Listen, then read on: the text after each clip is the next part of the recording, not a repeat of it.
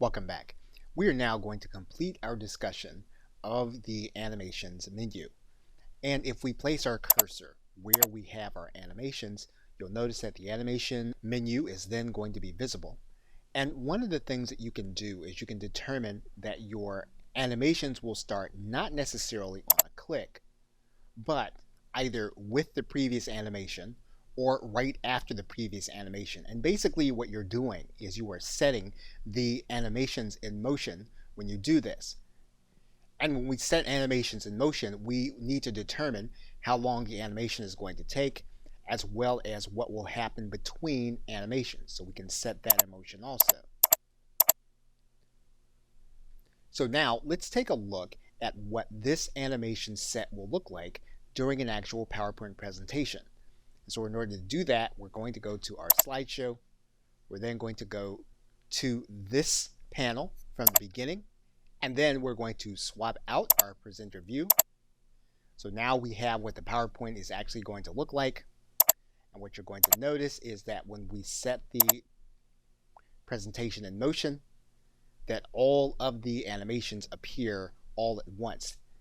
And basically what we've done is we've set up the animations to occur with the previous animation. And so you'll notice now that all of the numbers have turned to 0. Now what we can also do again is we can set them so that they come after the previous one. And so now let's take a look to see what will actually happen.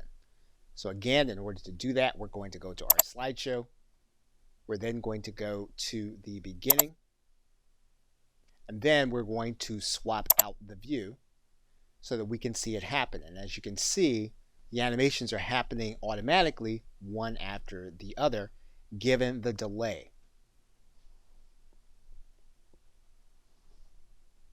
But in order to retain the full control over your animations, you'll want to make sure that you do them with the click.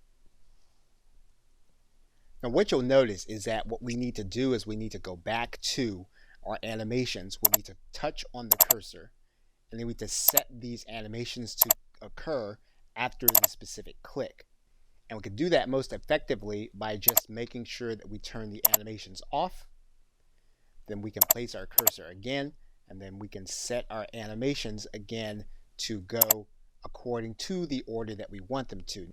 Now again, you'll notice then that all of these subpoints are going to occur with the number 9 animation.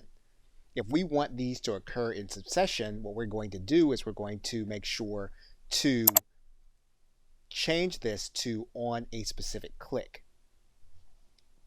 And what that will do is that will renumber all of the other animations so that they happen in succession. Okay, so with that, thanks, and I will see you in another video.